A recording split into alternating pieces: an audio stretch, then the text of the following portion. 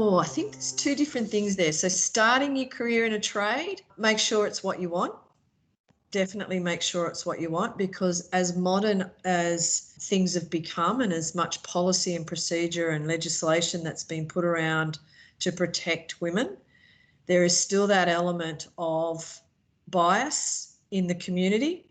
And, you know, you need to have resilience to be able to deal with that. And, you know, it isn't acceptable if it is still there. And they certainly, if they, you know, expose themselves to you about that, it's not acceptable. And you need to be confident that people, like Programmed, are going to support you if something like that does happen to you.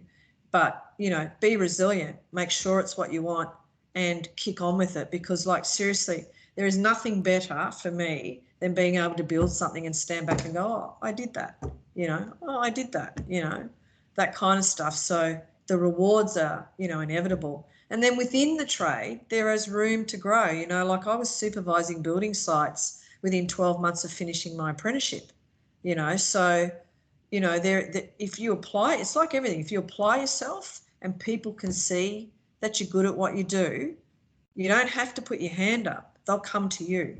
You know, they'll come to you, let your work do the talking for you, basically. But yeah, I think there's always room to prove. And like, and even if I think about Programmed, so Programmed definitely, you know, they have all these available kind of trade avenues for people, and including women, to get into.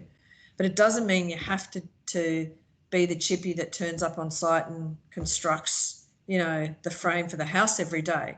Because when you look outside of that, you know, and open your eyes up, there's so many more avenues that you can use your skill sets and, you know, transferable skill sets to get into, you know, leadership type roles. You know, that's clearly evident. I think what we just have to do, all of us, is just understand what is that avenue and where is it I want to go, to be able to then open your eyes and follow that.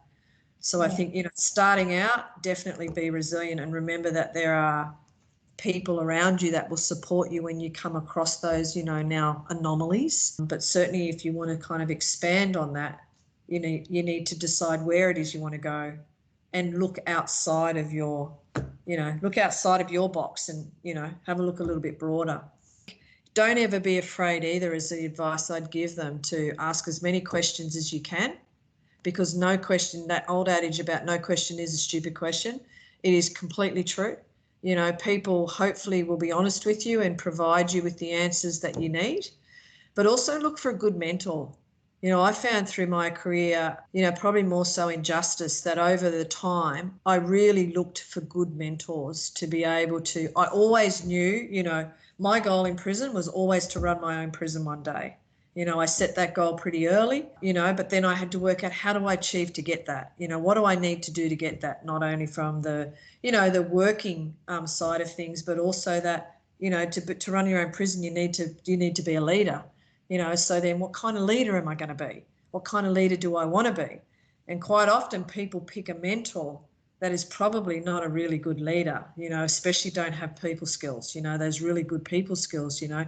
I remember one leader saying to me one day, Karen, if you want to be a good leader, you get more bees with honey. So I'm like, okay, more bees with honey. That means I have to be better at what I do. I have to be kinder at what I do. You know, I have to be, yes, I can be assertive and authoritarian if I need to be, but I still do that with kindness, you know, that kind of stuff, because that's what he means, you know. You'll get more people that want to follow you. You'll get more people that want to work with you, you know, that kind of stuff. So I think get a really good mentor around you throughout your career, and don't just think that, you know, your boss, your direct boss, is that mentor. It may not be that person, you know. It may be somebody on the peripheral for you, maybe somebody outside the organisation, you know, that you work within.